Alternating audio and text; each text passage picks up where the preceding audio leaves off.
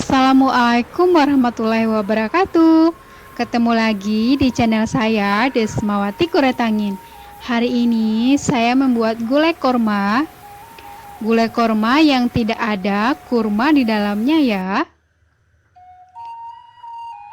Kali ini saya akan berbagi resep gulai korma daging sapi.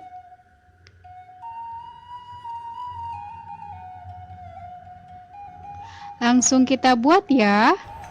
Ini bahan-bahannya. Ada daging sapi sebanyak setengah kilogram. Ada kentang seperempat kilo. Dan ini bawang merah 6 siung. Bawang putih 4 siung. Ini jahe dan laos atau lengkuas ya. Serai yang digeprek lalu disimpul. Ini daun jeruk. Ini rempah-rempahnya. Ada ketumbar, jintan, garam, adas manis, merica, kapulaga, ada cengkeh, kayu manis, dan buah kemiri. Lalu ini semua kita haluskan ya. Dan buah kemirinya kita campur juga. Boleh diulek atau di blender. Saya pakai blender aja. Tambahkan sedikit air. Nah, ini dia sudah di blender seperti ini. Lalu ditumis dengan minyak.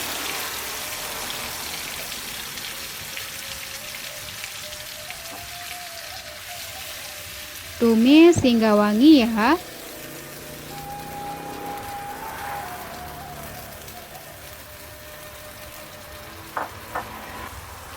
Lalu masukkan rempah-rempahnya.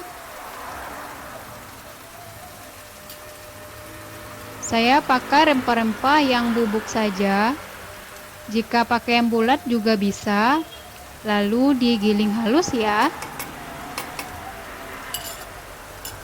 Garamnya nanti kita masukkan.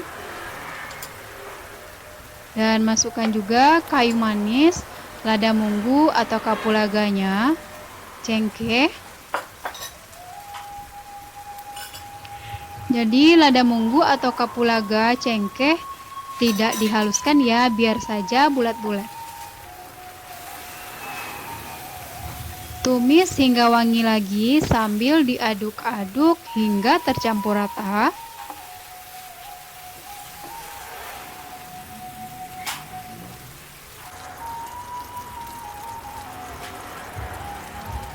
Lalu masukkan daun jeruk dan serai.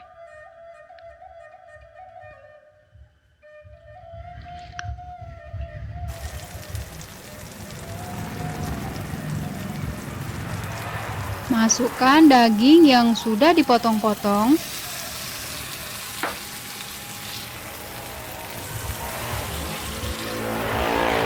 Tumis lebih kurang selama 10 menit. Sambil sekali-kali diaduk hingga bumbunya menyerap dan tercampur rata ya.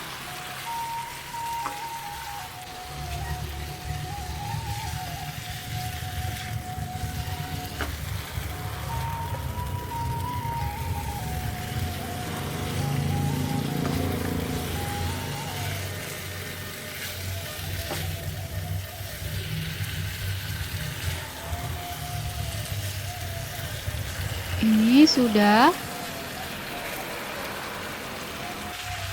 Masukkan santan.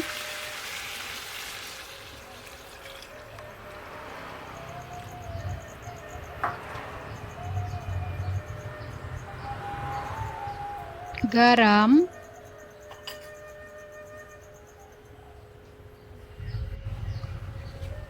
Masak sampai mendidih sambil diaduk-aduk pakai api besar ya. Jika tidak diaduk nanti akan pecah santan.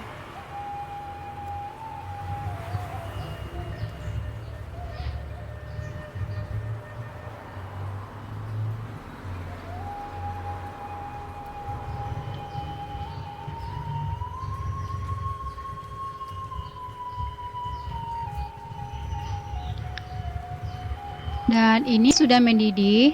Jika sudah mendidih, aduknya sekali-kali, nggak apa-apa, dia tidak akan pecah santan lagi. Masak pakai api sedang saja ya, sampai dagingnya benar-benar empuk.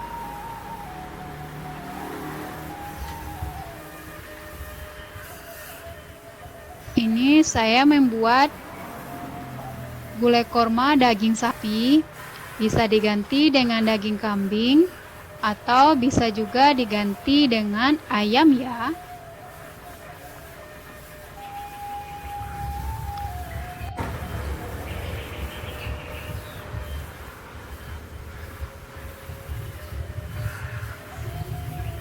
Nah, ini dagingnya sudah empuk, bisa ditusuk pakai garpu. Jika sudah empuk, masukkan kentangnya.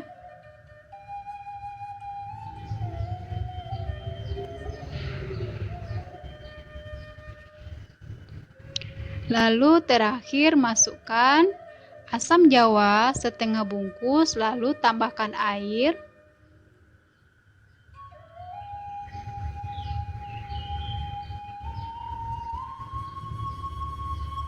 Dan disaring ya seperti ini, jadi bijinya tidak dimasukkan. Masak lagi sampai mendidih dan kentangnya empuk.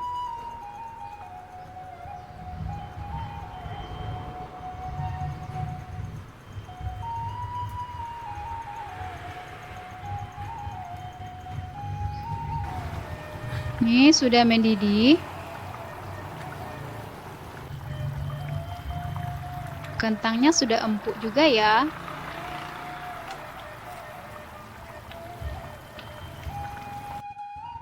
Dan ini dia gulai kormanya sudah masak. Lalu sajikan.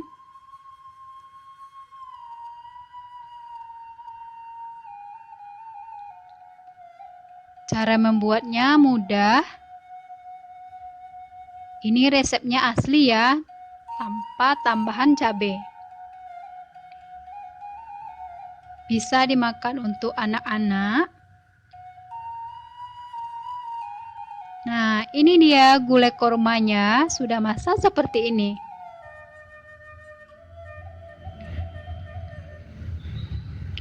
Selamat mencoba ya.